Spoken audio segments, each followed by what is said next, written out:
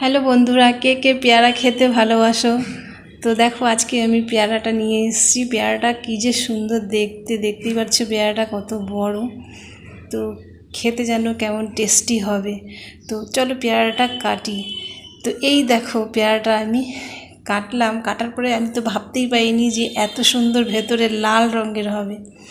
কী যে সুন্দর লাগছে পেয়ারাটা দেখতে, খেতেও সেই টেস্টি হবে। তো অবশ্যই ভালো লাগলো ভিডিওটা, তো কমেন্ট করে জানাবে আর শেয়ার করে দেবে।